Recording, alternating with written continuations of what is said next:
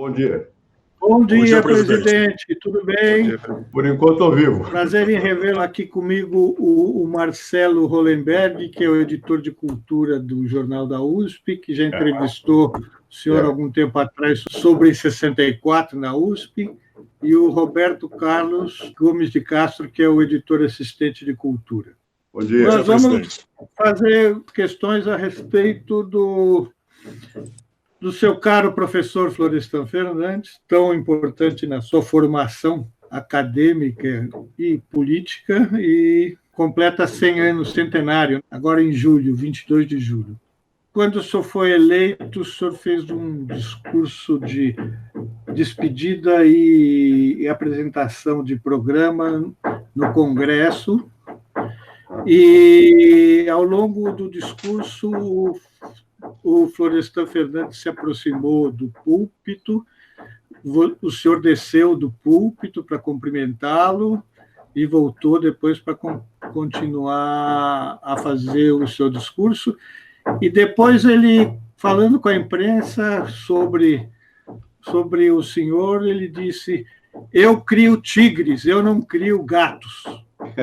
O senhor, como um dos tigres que ele criou, e um dos tigres que na vida política certamente chegou mais longe, gostaríamos de saber a sua visão sobre o Florestan, homem, professor, sociólogo e político. Bom, eu entrei na faculdade de filosofia quando eu tinha 17 anos. E quando cheguei lá, as primeiras aulas eram de filosofia, era sobre os pré-socráticos. O professor se chamava Cunha Andrade. E eu fiz um trabalho sobre Parmênides. E naquela época eu tinha lido muita literatura nordestina, Jorge Amado e Zé Lins do Rio. Eu queria mudar o Brasil. Eu não entendia muito o que tinha a ver Parmênides com isso, por falta minha, claro. Depois os professores davam muita antropologia. O próprio Florestan estava escrevendo a tese dele sobre a função social da guerra, eu creio, a Organização Social do Tupinambá, não me lembro. Bem, então eu fiquei um pouco perdido. Quem me deu uma bengala, se eu posso dizer assim, para eu entender um pouco as coisas, foi o Florestan. Eu não vou esquecer nunca que uma vez eu fui tomar um café com ele, ao lado do Conservatório de Música, que ficava em frente ao Correio, no fim da Avenida São João, e o Florestan me motivou a dedicar-me à sociologia. Eu estava no primeiro ou segundo ano da faculdade. Florestan não era um professor fluente. Havia outros mais fluentes que ele. Antônio Cândido era um professor deliciava os alunos, né? O Chadra era claro, Fernando Azevedo era retórico. Mas o Florestan tinha uma coisa mais importante que isso: ele motivava as pessoas. Ele tinha paixão pelo que ele fazia e transmitia essa paixão aos seus alunos e depois aos seus assistentes. Bem, então eu tenho uma admiração grande pelo Florestan. Eu devo a ele ter feito desistido de fazer outra coisa, ficar na sociologia. Foi por causa do Florestan, uma motivação do Florestan, mais do que as aulas do Florestan. Eu entendia pouco, na verdade. Houve um tempo que ele dava aula de Max Weber, eu não entendia quase nada. O Antônio Cândido dava uma aula paralela sobre Max Weber, eu entendia, porque o Florestan não era uma pessoa fácil de compreender o pensamento dele. Depois ele se habituava, ele criou um estilo mesmo de florestânico de fazer sociologia. Então, eu tenho uma primeiro, uma gratidão. Depois, eu fui vizinho do Florestan há muitos anos, da Rua Nebraska, no Brooklyn. Ele era professor e eu era assistente. Depois, quando eu fui parar na faculdade, foi o Florestan, através da Alice Canabrava. Minha primeira nomeação, eu não tinha me formado ainda. O reitor, que era o Ernesto Leme, escreveu uma portaria me autorizando a dar aulas na Faculdade de Economia. Mas quem me pôs lá foi o Florestan, porque o Florestan era amigo do Mário Wagner Vieira da Cunha. Eu fui trabalhar com esse senhor e tinha uma assistente do Mário Wagner, a Lucila Hermann, que fazia muita pesquisa, e eu fui trabalhar com a Lucila Hermann. E depois eu fui indicado para ser assistente da Alice Canabrava, História Econômica. Eu dava aula de História Econômica, eu tinha 21 anos. Eu não sabia quase nada, eu tinha lido Weber. Então, era a minha vantagem sobre os outros alunos lá, que não tinham lido nada disso. Mas depois o Florestan me levou, eu encrenco com a Alice, o Florestan me levou para a cadeira do Roger Bastide. Eu fui, então, primeiro auxiliar de ensino, depois assistente do Bastide muitos anos. Quando Florestan substituiu o Bastide, para surpresa de muitos dos meus colegas, eu que era mais moço, fui nomeado primeiro assistente de sociologia. Então, deu minha carreira, o início da carreira toda, ao Florestan. Como é que o Florestan era? Como professor, nós todos usávamos bata branca, né? Queríamos ser cientistas. E o Florestan era rigoroso, muito rigoroso. E ele tinha paixão por dado, por pesquisa. Na época, nos anos 50, nós fizemos uma grande pesquisa sobre negros de São Paulo, patrocinada pela Unesco. A tese da Unesco era de um sujeito chamado Alfred Métraux, que era o diretor da Unesco, era de que nós deveríamos mostrar o Brasil ao mundo como um caso de inexistência de preconceito racial. E era o contrário. Então, e foi Florestan, eu tenho até hoje, escrevia com caneta com tinta verde, que escreveu as hipóteses da pesquisa e mostrou o contrário, que nós tínhamos uma sociedade altamente discriminatória, que havia realmente um enraizamento do preconceito da estrutura da sociedade, da exploração do negro, não sei o que e tal. Então, o Florestan foi muito importante nisso tudo. Ele fez um trabalho sobre Tupinambá. O Florestan nunca foi antropólogo, no sentido prático, ele nunca viu nenhum indígena, quer dizer, talvez tenha visto, mas nunca trabalhou numa aldeia indígena, né? Mas ele escreveu, ele tinha fontes, ele fazia um trabalho extremamente meticuloso de leitura dos viajantes ao Brasil. E anotava tudo aquilo, e ele produziu, nessa época, ele era funcionalista, estava na moda isso. O que era isso? Era uma análise quando você não tinha noção da dinâmica da sociedade, da história das sociedades. E o Florestan depois escreveu um livro que ficou famoso, As Bases Empíricas do Conhecimento Sociológico. É curioso isso, da explicação sociológica. Porque base empírica da explicação. Ele sempre queria ligar pesquisa com explicação. E tínhamos, na época, 3 altares. Um era para o Durkheim, quando você ia discutir problemas coetâneos do mesmo momento. Outro era para o Marx, quando ia estudar problemas de evolução. E outro era para o Weber, quando ia estudar problemas de sentido das ações. Então, o Florestan tinha 3 ídolos, que eram esses 3, né, nessa época. Bom, depois eu trabalhei com ele muitos anos, e fomos vizinhos. Eu levava os filhos dele para a escola, ou ele levava os meus para a escola. A Miriam, a mulher dele, levava os meus filhos para a escola, e vice-versa. Esse Florestan, que vai dar aula, vai falar aí, Florestan Fernandes Júnior, era criança, era menino, colega do meu filho. Então, nós tínhamos uma relação muito estreita, né? A vida praticamente toda. A conversão do Florestan para a política foi mais tarde. Naquela altura, nós éramos todos clérigos da universidade. E não se admitia essa questão de política. Bom, eu venho de uma família metida na política desde o Império. Mas aqui em São Paulo, ninguém tinha noção disso. Eu nunca usei os meus recursos familiares, não eram paulistas, eram do Rio, para a minha carreira. Eu fiz carreira como sociólogo e fui inspirado basicamente pelo Florestan, né? Que era o nosso guia naquele momento todo. Bom, e pouco a pouco, o Florestan foi, quando a Unesco deu esse recurso para nós fazer uma pesquisa em São Paulo, o sonho dele era transformar São Paulo numa espécie de Chicago.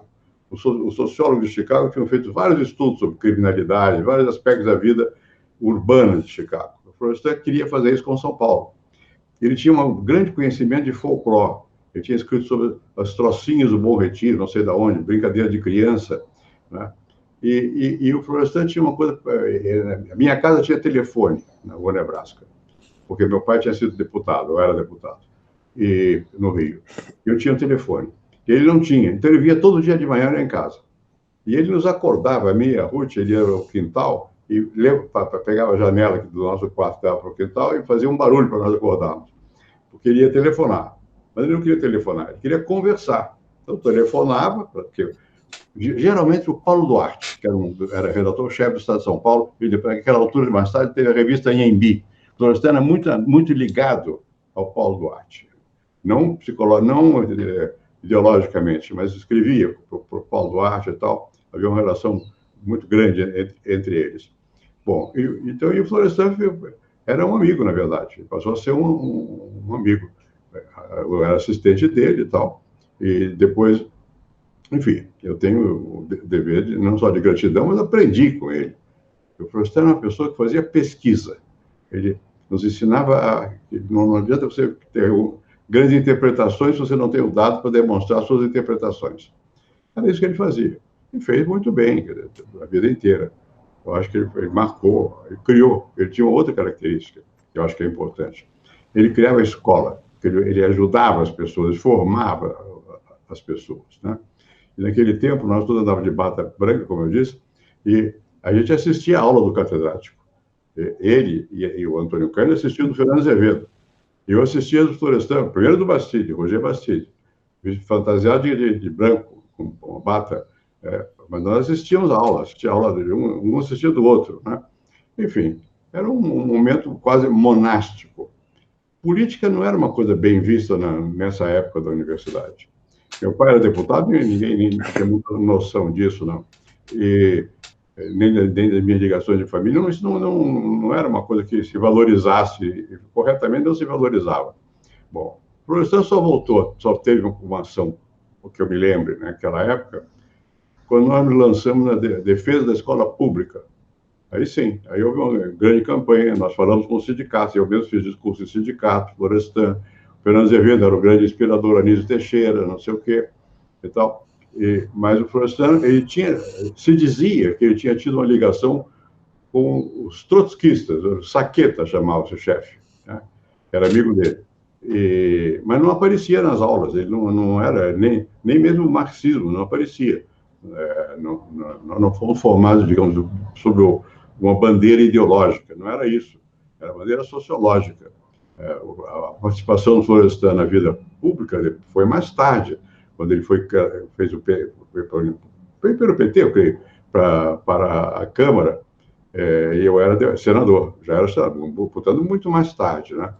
Aí o Florestan ficou uma pessoa com posições políticas abertas. Até então, ele tinha convicções e ele sempre foi um homem popular, do povo. Não é que ele fosse pessoalmente popular, ele era difícil de falar e tal, mas o Florestan era vital. Uma vez ele pegou uma barra, um caminhão cruzou o carro dele, pegou uma barra, parou e foi bater no caminhão. Ele era briguento, né? Ele tinha sido garçom. Eu conheci a mãe dele, Dona Maria, que era uma portuguesa analfabeta muito inteligente, né?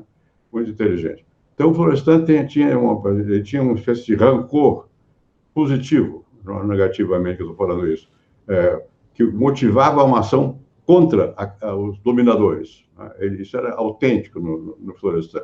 Embora ele não fosse político militante, na época ele foi meu professor, né? Mais tarde ele passou a ser, mas eu me lembro que no Congresso, quando ele era deputado e eu senador, mais de uma vez ele veio para o meu gabinete no Senado se queixar, porque o desencontro entre a cabeça do Florestan e a cabeça dos políticos era muito grande. O Florestan ia para a tribuna, ele não era uma pessoa de tribuna, e o pessoal não prestava atenção. No Congresso é assim, ninguém presta atenção um no outro, a não ser raros momentos em que o grande orador... Bom, então o Florestan não se adaptava muito naquela circunstância, em que ele não era ouvido. Ele era, mas não era na proporção do que merecia ser ouvido.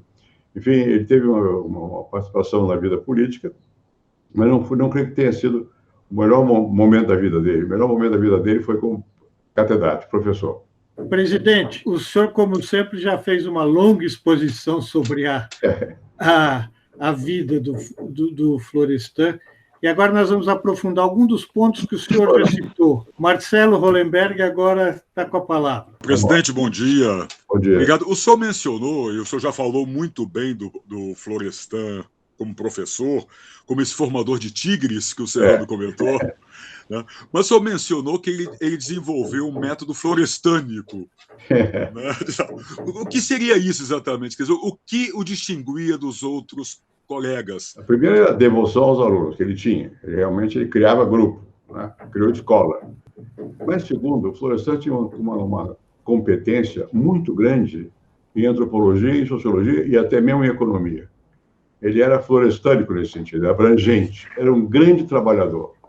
O escritório dele, na Rua Nebraska, no fundo da casa, era mais ou menos simples, mas cheio de livros e cheio de fichas. Ele fichava tudo, né? Então, o Florestan tinha a paixão pelo saber. É uma coisa importante isso. Ele tinha paixão pelo saber. Ele se notabilizou pelo saber. Ele vem conhecia a Dona Maria, mãe dele, era uma pessoa simples. E ele foi garçom. Ele tem uma carreira pessoal muito digna. E sempre com muito esforço, e superar mesmo. Ele não tinha o estilo tradicional da cultura brasileira. Ele não era um grande expositor. Ele não era uma pessoa de brilho fácil. Ele tinha profundidade.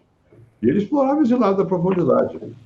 E aí ele era florestânico, ele lia tudo, ele sabia tudo, e os fundamentos, e cobrava de todos nós tudo também. Ele sempre foi assim, muito rigoroso, né? E muito motivador, mas muito mesmo. Eu não tenho do Florestan senão palavra de elogio, porque foi assim que eu não existiria sem ele. O presidente, uma outra coisa, nesse sentido, o senhor falou rapidamente da questão dele, da questão política dele, que não se adaptava à vida do Congresso. Mas queria que o senhor falasse um pouquinho mais a partir de 64, que Sim. foi um golpe para vocês todos, né? Foi. E mais para frente, depois de 68, com a cassação de vários professores, inclusive dos senhores. Como foi isso? Como isso impactou na vida do Florestan? O golpe de 64, as cassações a partir de 68, inclusive na própria militância que ele poderia vir a fazer depois. Bom, eu acho que impactou muito.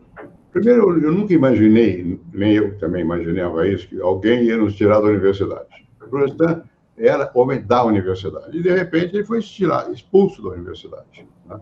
Ele foi para o Canadá. Eu estive com ele uma vez nos Estados Unidos, numa reunião, um centro lá nos Estados Unidos, um centro de debate e tal. Ele não estava feliz, porque, primeiro, o Florestan nunca foi fluente em língua estrangeira. Ele falava, lia tudo, mas não era fluente. Então, ele tinha uma limitação. Mas não é só isso, ele sempre teve um amor grande às questões aqui do Brasil, nacionais, né? Então, ele foi arrancado, está enraizado no lugar, vem uma máquina e tira daquele lugar. É assim que eu senti o Florestan. E mais ainda, ele foi submetido por IPM, negócio de militar, não sei o quê. Enfim, foi uma coisa muito penosa. Eu fiquei fora do Brasil de 64 a 69, mais ou menos. Eu voltei em 68. Então, essa fase eu vivi fora do Brasil. Fui para o Chile, fugi daqui. Fui para o Chile, do Chile fui para a França, fui ser professor lá na Universidade de Paris, em Nanterre, e voltei porque o Lorival Gomes Machado falecera. E o Lorival era professor catedrático de ciência política. Eu era livre docente de sociologia. Tinha feito doutoramento e depois livre docência na cadeira do Bastide, com o Florestan. Então, voltei e fiz concurso de cátedra para a ciência política. Bom, o Florestan durou muito pouco. Eu fiz concurso em outubro, fui nomeado provavelmente em dezembro, e já fui, logo em seguida, fui embora. Perdi a cátedra, né, e me aposentei. O Florestan também, né? O Florestan foi imediatamente posto para fora.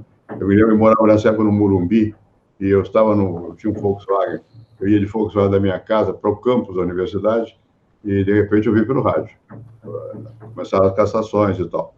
E quando cheguei lá, todos nós fomos, mas eu não era preso, posto numa sala grande e tal. Eu fugi dessa sala com o cheque na mão. Eles pensavam que eu era autoridade, não era nada, era um cheque. E se fui embora. Mas ninguém ficou preso, na verdade, lá, mas nós perdemos as cátedras naquele momento. Bem, foi um momento difícil para o Florestan. Ele nunca se adaptou bem, nem ninguém se adapta a isso, né? Você é arrancado do seu meio, não tem nem a razão do porquê dessa violência. Então, o Florestan sofreu um abalo grande com esse processo. Mas, ao mesmo tempo, isso levou a ter respeito fora do Brasil, porque ele passou a ter contatos fora do Brasil, né? E passou a ser respeitado também fora do Brasil, que ele merece, né? Mas aquilo abalou bastante o Florestan. Então, quando ele voltou para a vida política, foi anos depois, ele voltou com mais vontade ainda de servir ao povo, e foi para o PT. Né? Foi para o PT, eu não fui para o PT.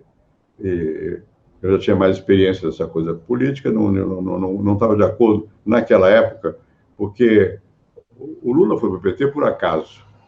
O Lula não tinha noção de partido, nada disso.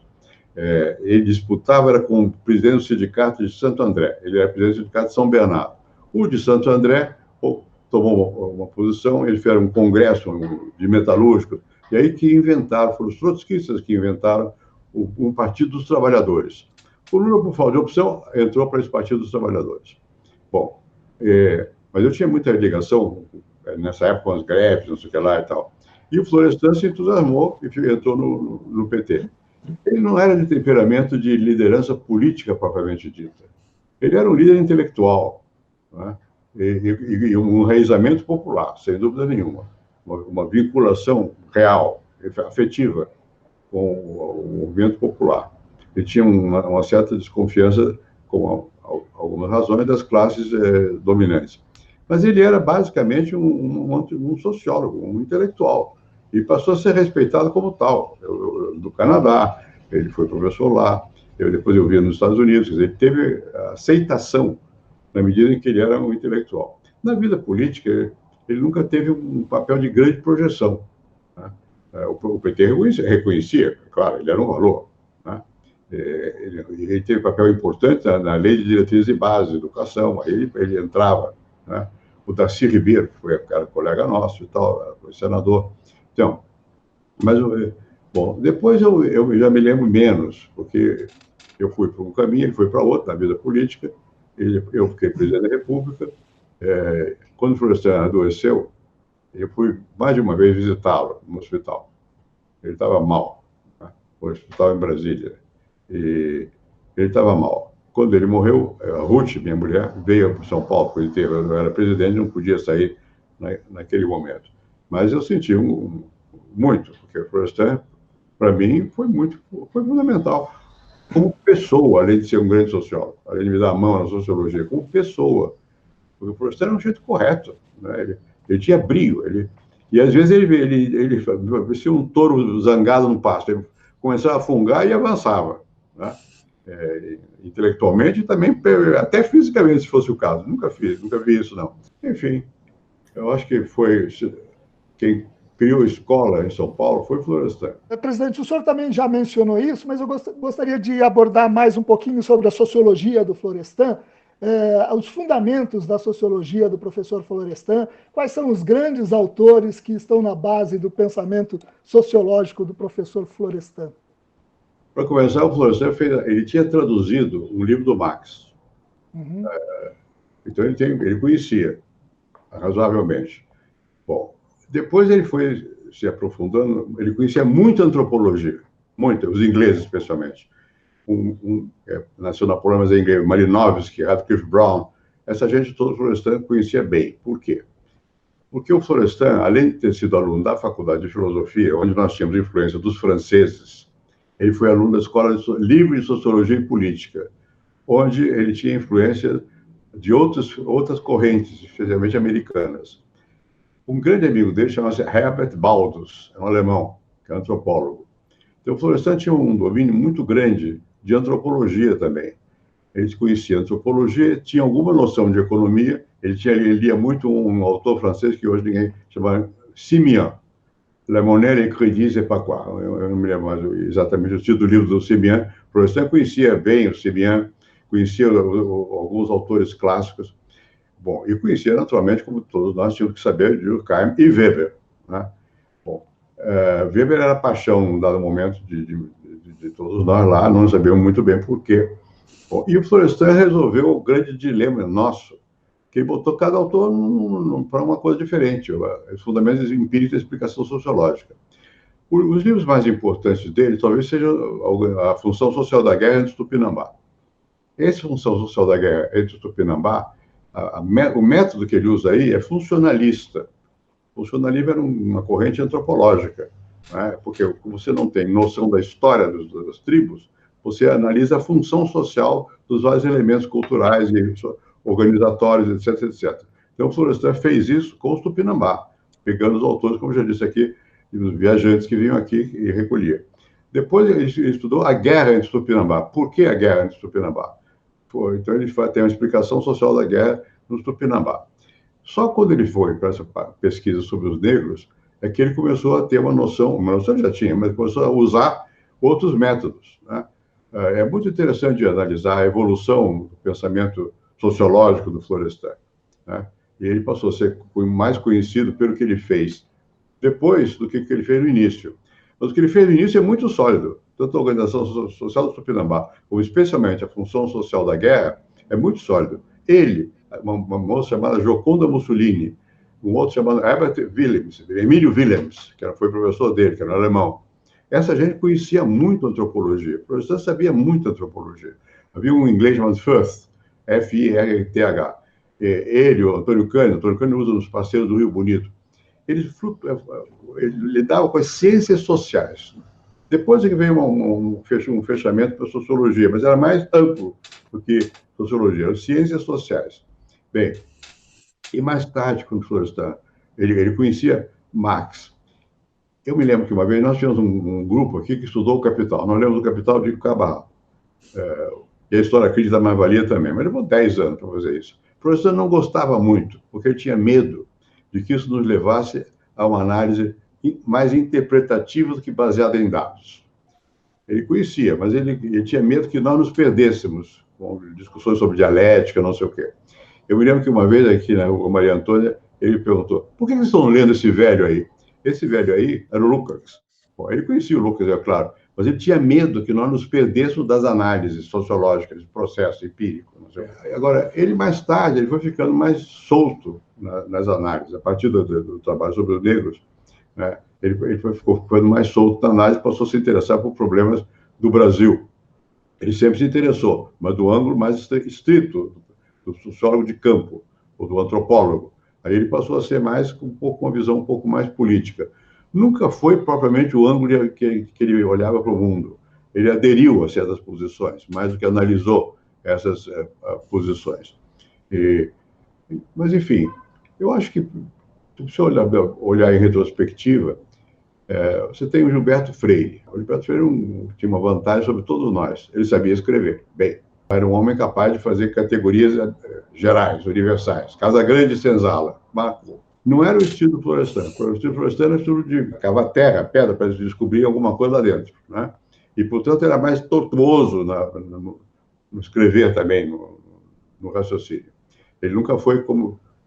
Nunca teve a bossa do ensaísta. Ele sempre foi o pesquisador, né? Bom, mas a despeito disso, ou talvez por isso mesmo, ele criava grupos importantes de sociologia. E ele não gostava, quando foi criado o ISEB, Instituto de Estudos Brasileiros, no Rio de Janeiro, que era muito ligado a dinheiro público, o Florestan não gostava da abordagem do ISEB. Por quê? Porque ele achava que era ideológica. Eles tinham o desenvolvimento do Brasil e eram muito ligados ao governo. Nós aqui olhávamos as classes e não o Estado. Não é que o Florestan não tivesse alguma noção do Estado, ele tinha, mas ele achava, como sociólogo, nós tínhamos que fazer análise de classe. Bem, o pessoal do ISEB fazia análise do Estado, das políticas do governo. Bom, então havia uma certa disputa entre o Rio e São Paulo, nesse sentido. Nós éramos, aspas, cientistas, e o Rio era intérpretes, sei lá o que, ensaístas. Então, o Florestan guardou a vida inteira uma certa prevenção contra um certo estilo ensaístico. Ele queria ver as coisas provadas, documentadas. Como é que acontece, né? Como é que ele foi casar isso com a visão de marxista? É complicado. Marx era assim também. Marx tinha uma montanha de documentação, vivia lá no Museu Britânico levantando dados, etc, etc. Mas depois, pouco a pouco, o marxismo ficou mais abstrato. Tem a teoria da luta de classes, você encaixa nela uma opção de coisa, em vez de fazer a reconstrução de como é que se dá um processo. O professor nunca foi no estilo de não analisar o processo, ele sempre analisou o processo. Ele guardou o rigor científico. Eu creio que as pessoas que influenciaram o Florestan, que vale a pena pesquisar mais, certamente o Herbert Baldus influenciou o Florestan na antropologia. Eu fui com o Florestan, a casa do Baldus, várias vezes, aqui em Pinheiros. O Herbert Baldus era uma pessoa que influenciava. Ele nunca apreciou muito, naquela época era um famoso, o Talcott Passo, um sociólogo importante nos Estados Unidos. Por quê? Porque o Talcott Passo criou uma teoria de ação social, um sistema. E o Florestan não via dessa maneira o mundo. Ele via mais a lá marxista, como dialética, processo histórico, transformação de estruturas, mas sempre estruturas incluindo ideologias e tal. Mas ele teve essa capacidade de, embora eu usasse bandeira paulista para lutar contra os cariocas, eu nasci no Rio, mas eu era paulista, e havia uma certa disputa, com uma exceção, chamava-se Guerreiro Ramos. O Florestan gostava muito do Guerreiro Ramos, que era do Rio, era do ISEB, mas o Guerreiro Ramos fazia pesquisa. Eu mesmo fiz pesquisa para ele sobre Senai, sobre a formação dos trabalhadores, eu andei pela periferia de São Paulo, levantando famílias de trabalhadores, qual era a função do Senai, não sei o quê. O professor respeitava o Guerreiro Ramos. Os outros, ele tinha um certo pé atrás, digamos assim, porque não era da escola sociológica francesa nem americana. Ele nunca foi um sociólogo ao estilo americano. Nunca. Ele foi ao estilo europeu, né? A influência grande dele era dos franceses, Roger Bastide, não sei o quê, e também o que ele sabia. O problema é que ele queria saber métodos, mas os métodos que ele conhecia eram qualitativos. A professor usava mais métodos qualitativos do que quantitativos. Eu só fui aprender alguma coisa de método quantitativo mais tarde, no Chile. Não era a nossa praia. Nossa praia era mais qualitativa do que quantitativa. Mas ele era rigoroso. Havia, hoje, Florian Znamiewski, é um polonês, que era uma bíblia naquela época, porque estudava estudos de caso, pessoas, depoimentos, coisa qualitativa. O professor conhecia. Não é que ele não conhecesse os quantitativos, ele não era forte nessa matéria de matemática, coisa pelo estilo, mas ele tinha uma certa noção do que estava acontecendo, né, na sociologia americana. Ele acompanhava de longe, né? Enfim. E depois ele foi, pouco a pouco, se interessando por interpretar o Brasil, mas menos. Eu acho que as contribuições maiores dele são na análise concreta de situações existenciais, de negro ou de índio. Na visão sobre o Brasil, nunca não dá para comparar com o Sérgio Buarque ou mesmo Gilberto Freire. No livro A Revolução Burguesa no Brasil, sim, aliás, nesse livro, na nota introdutória, ele fala que o senhor foi um dos grandes incentivadores dele para escrever o livro, né? Nesse livro, ele elabora um conceito que, se eu entendi bem, explica muito bem da nossa realidade. É uma clave preciosa para entender a nossa sociedade, que é o conceito de autocracia burguesa. Gostaria que o senhor explicasse esse conceito. Eu não sei se chega a ser um conceito, mas aí, ou se é um pré-conceito. Porque o professor não gostava nem da burguesia, nem da aristocracia. Juntou os dois aí, para mostrar que os males do Brasil, né? É um livro interessante. Ele, naquela época, teve seu papel também. Eu estava no Chile quando ele começou a escrever esse tipo de coisa. Eu tinha escrito um livro sobre dependência e desenvolvimento na América Latina. E o professor escreveu isso sobre a questão burguesa. Ele não conhecia muito da América Latina.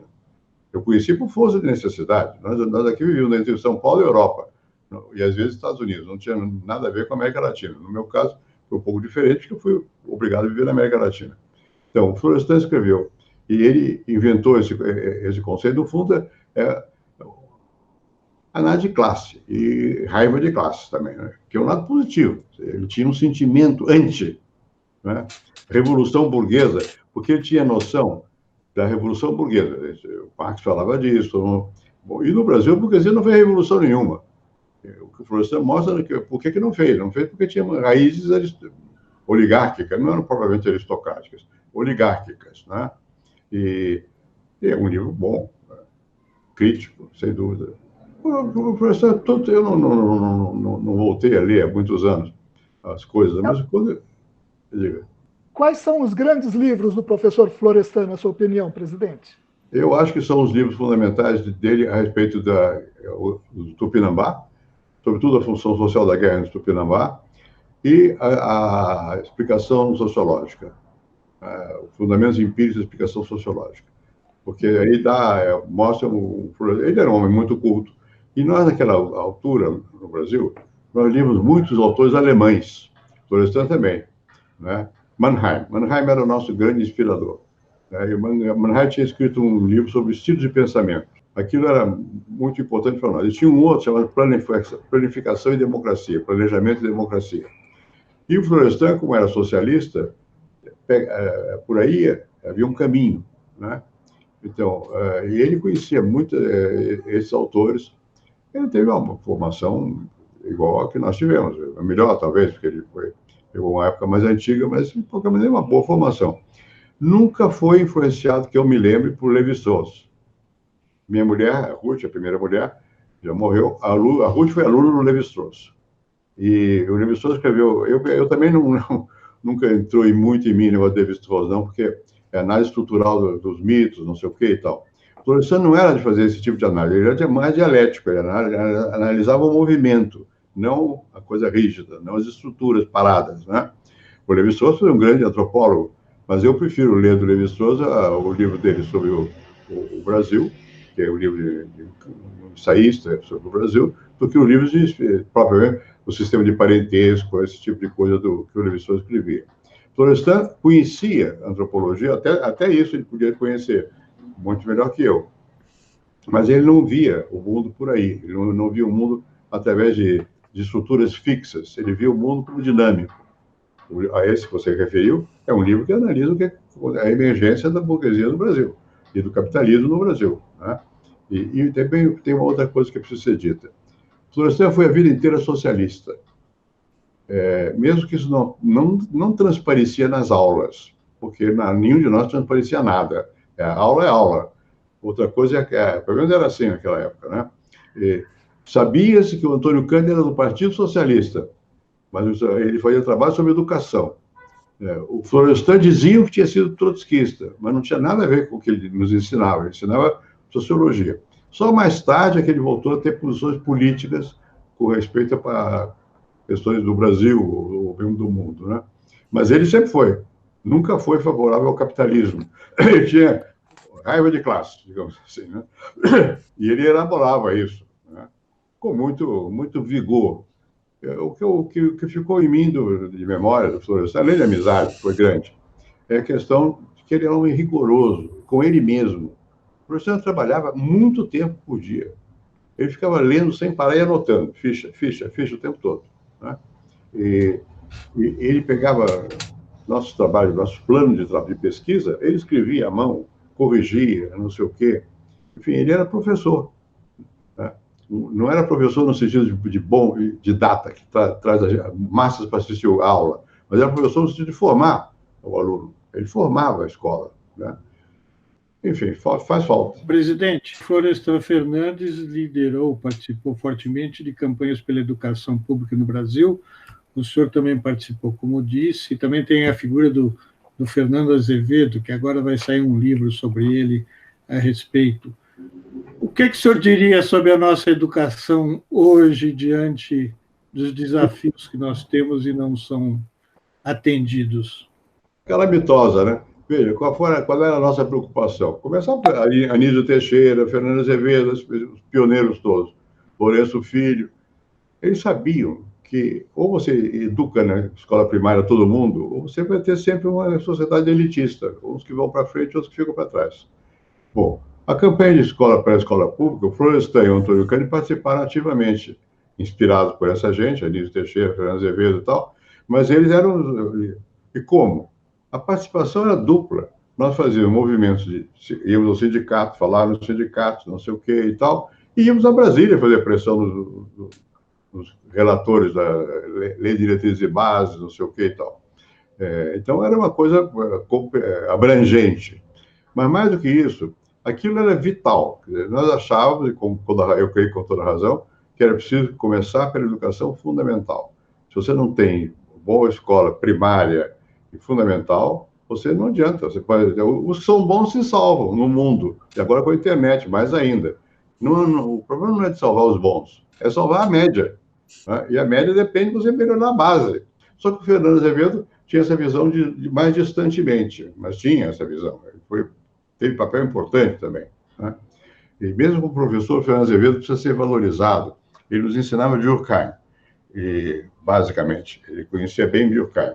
Eu acho que ele nem lia inglês, mas ele conhecia bem Durkheim. Mas ele tinha uma visão de educação positiva. Ele foi secretário de Educação aqui em São Paulo, conhecia. E o Florestan e o Antônio Cândido também. Quer dizer, eles sabiam que era fundamental educar o povo brasileiro. Deixa eu contar uma coisa de tipo pessoal. O meu avô era general, morreu marechal, na verdade. E ele criou uma Liga Brasileira contra o Analfabetismo. Criou mais de 30 escolas primárias. Tem uma escola em Pernambuco com o nome dele. Porque já naquela época, se eu me refiro ao meu avô no começo do século XX, isso é básico. ou você cria a escola primária, você transforma aquilo numa coisa importante. O que foi feito do Rio de Janeiro? Escola normal. Era isso. Formar professor secundário, primário. E nós aqui, na Faculdade de Filosofia, éramos preparados para dar aula no curso secundário também. Né? E nós dávamos, eu nunca dei, mas houve quem desse muita aula no curso secundário. Eu não dei, não, eu dei também. No Colégio Estadual Pai Leme, aqui em São Paulo. Tá, aula de história lá.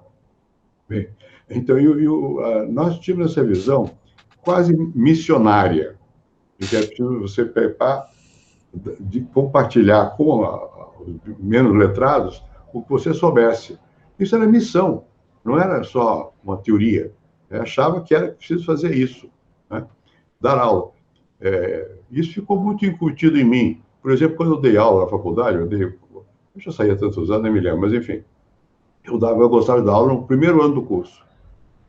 Eu ia para a banca de exame de ingresso, eu tinha vestibular. Aquilo era, para mim, um matadouro, porque eu examinava francês. O aluno não sabe francês. Lê aqui alto. Como é que o jeito vai ler alto Vitor Hugo, sei lá quem? Não vai ler, não entende nada. Aquilo é uma barreira de classe. Não era uma barreira de cultura, de você. Não é que o jeito não tivesse apto a aprender na universidade.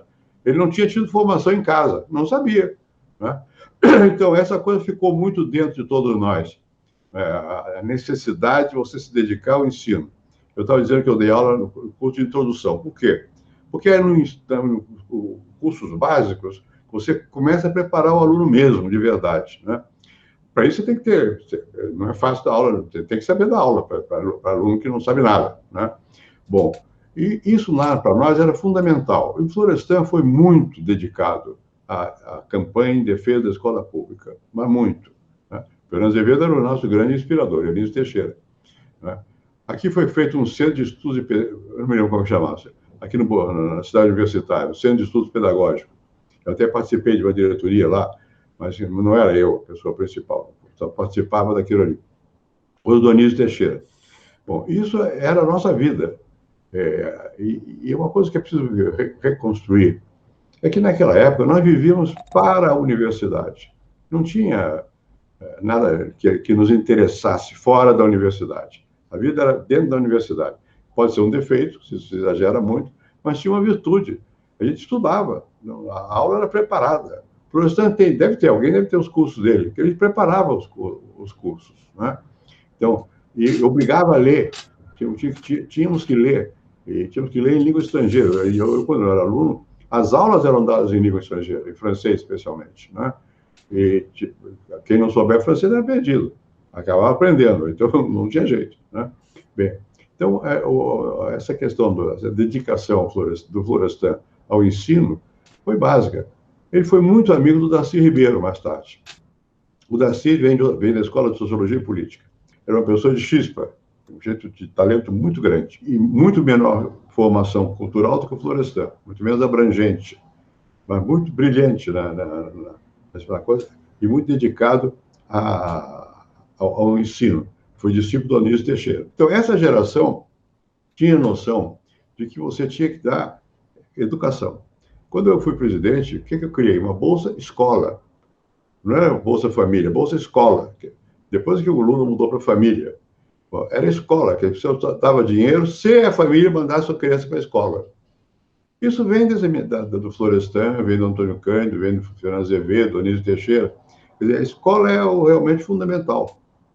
E eles todos que eu acabo de me referir, eram professores. Não era outra coisa, nem queriam ser outra coisa, né? Ninguém queria ser outra coisa. Eu fui senador, fui presidente, sei lá o quê, mas não era isso o meu objetivo. Nem era o objetivo do Florestan ser deputado. São circunstâncias que te levam para tal ou qual posição. Se não me tivesse tirado da universidade, eu estava na universidade. Seria catedrático lá, pronto. E feliz da vida. Bom, Florestan, se eu não tivesse mandado ele embora, ele estava lá dando aula, né? Era a nossa vocação. Tratar do estudante, do aluno, formar uma menor mentalidade. Era isso que nós queríamos. E o Florestan foi nesse sentido, foi Fernando Azevedo também tinha menos esse pensamento, menos do Fernando Azevedo. É mais francês isso, mais europeu, americano também. A universidade tem vida, né? A diferença é que nos Estados Unidos, eu fui professor lá, fui professor em Berkeley, fui professor em Stanford, em Brown, Bom, nos Estados Unidos, a faculdade não tem medo dos donos do poder e recebe dinheiro dos poderosos. No Brasil, não. A universidade ficava isolada, porque o dono do poder ia querer mandar. E o que dava dinheiro também, queria comprar. Então, nós nos isolamos muito, né? Padrão europeu. Na França é assim também. Nos Estados Unidos, a universidade é uma espécie de relé. Ela liga a comunidade universitária tanto com o negócio como com o governo. No Brasil, no meu tempo, a universidade era uma ilha isolada. Florestan representava o que havia de melhor nessa ilha. É a minha opinião. Presidente, o senhor na política continua sendo professor. Agora, como última pergunta, nós não podemos fugir da política. E aí eu queria que o senhor falasse um pouco sobre esse esforço do que o senhor participa de criação, recriação, recuperação das forças políticas de centro para enfrentar o futuro que vem aí, o futuro imediato que vem aí para o Brasil, que hoje está muito polarizado, o que não é bom para o país. Eu acho que essa polarização que é dominante, né, ela atrapalhou bastante o Brasil, que transformou o adversário em inimigo. A democracia, você não pode fazer isso. Fez isso, você vai para um regime forte. Se é inimigo, mata o inimigo. Né? E, no fundo, é isso que está o pano de fundo é esse. Né? Não somos adversários, somos inimigos. Bom, então, eu acho que é preciso criar forças que se oponham a isso. Eu não gosto da expressão centro, porque centro parece que você não tem lado. Eu acho que o centro tem que ter lado. Quer dizer, num país como o Brasil, você tem problemas que obrigam, a meu ver, a quem tem noção do país, a ter um lado. A desigualdade é muito grande aqui. Né? A pesquisa sobre negros se viu a mim, que vem de classe média alta, para ver a realidade. Né? A realidade é tremenda. E de lá para cá, não é que tenha melhorado. Melhorou em certas áreas, mas em outras não. Então, você tem muita desigualdade. Essa pandemia que nós estamos vendo aí, começou com veio de avião o vírus, mas agora está no povo, agora vai matar com mais quantidade. Né? Em tudo você vê os sinais, as marcas da desigualdade brasileira. Então, isso esse centro, como eu refiro, tem que ser um centro que olhe para o lado do povo, não um centro que olhe para o lado dos que não precisam. Né? No mundo de hoje, é muito difícil você imaginar uma economia que não seja de mercado. Todas são. A China é economia de mercado. Todas são de mercado. Né? Bom, mesmo Cuba, um pouco menos, mas também. Então, é muito pouco provável você imaginar uma economia que não seja de mercado. Mas você não pode ter uma economia que olhe só para o mercado. Você tem o povo, tem as pessoas. Né? Então, eu acho que esse centro, que eu acho que precisa ser constituído, tem que olhar para as pessoas e para os que mais necessitam. No Brasil e no mundo todo, política não é uma coisa que viva de ideia. Ideia você tem na universidade. E quando você tem uma ideia, você corre e põe teu nome debaixo. E agora vai para a internet e assina. Na política, não. Você faz com que a sua ideia o outro aceite como dele. Você não tem aceitação, não adianta nada. Você tem que ter gente, tem que ser capaz de abrir caminho e que os outros digam, eu que abri o caminho, mas não importa quem abriu. Você tem que deixar que a coisa avance. Bom, então eu acho que aqui no Brasil está precisando de liderança também. Porque você, para abrir caminho, tem que ter liderança. É um paradoxo. Nós falamos da universidade. Sabe como é que funciona a universidade sem Florestan, Fernando Azevedo, Anísio Teixeira? Não funciona. Antônio Cândido, não funciona. Se você não tem tudo é igual, tudo é anônimo. É o último artigo que eu escrevi, criticando o governo atual, é o homo palunco, é o homem comum. Você pode ser simples. Se vocês me conhecerem melhor, vão ver que eu sou uma pessoa simples. Eu não tenho frescura, eu não sou... Bom, mas, como presidente, você não é uma pessoa simples. Você tem que ter visão, você tem que falar como chefe e não como homem comum, não é? Bom, e falta liderança. E, paradoxalmente, no mundo contemporâneo, você dá acesso a todo mundo a redes. Pelas redes você forma uma tribo, você salta as estruturas, salta partido, sindicato, governo, salta tudo, dá a impressão que você não precisa de líder, mas é o contrário. É quando mais precisa, outro tipo de líder, talvez, né? Mas precisa de alguém que abra caminho, né? Então, eu acho que nós estamos numa situação em que nós temos polarização e está faltando quem indique um caminho. Que não pode ser um caminho amorfo, de centro, mas um caminho que diga centro, sim, quer dizer, do equilíbrio, mas o equilíbrio em favor de um lado, o lado descompensado. A pobreza é muito grande, a desigualdade é muito grande, né? Bom, e você tem que olhar para esse lado. Imaginar que o mercado resolve esse problema, não resolve. O mercado resolve os problemas dele. Alocação de recursos, racionalidade, isso o mercado faz. Mas quando você olha para as pessoas, não é o mercado quem faz. Somos nós mesmos, são as pessoas que têm que fazer, têm que cuidar. Então, essa é a visão que eu tenho. Eu acho que, se quiser falar sobre o contemporâneo, eu acho o seguinte, a situação que está aí, é polarizada, e, a meu ver, quem quiser mudar a situação tem que começar a falar. Porque na política, o verbo, a Bíblia também, no começo era o verbo. Na política é sempre o verbo. Você tem que falar, sobretudo nos países latinos, mas em todos os países, tem que ter gesto. Falar e ter gesto, né? Bom, e se você não tiver quem fale, quem conduza, não tem saída. E você sozinho não vai. Então, tem que ser pessoa que fale e que seja seguido por outros. Eu acho que aqui, no caso do Brasil, eu sou presidente de honra do PSDB, mas eu não tenho nada a ver com a efetiva vida política do PSDB, nem de nenhum partido, porque eu estou velho, vou fazer 90 anos ano que vem. Bom, ou esse ano, nem sei. Não, ano que vem. Ainda bem.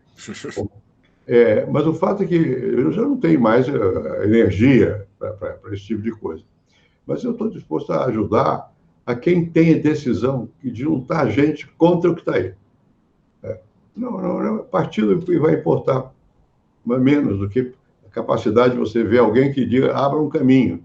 E os partidos estão, com a internet, ficaram um pouco difíceis as estruturas todas estão um pouco abaladas, né? Nós não sabemos o que vai ser o futuro, ninguém sabe. Mas é assim. Você vê que no mundo todo tem pessoas que estão surgindo com alguma liderança. Eu estou procurando para ver no Brasil quem é que vai ser capaz de encarnar um futuro para o país. O país que é um país de desigualdade.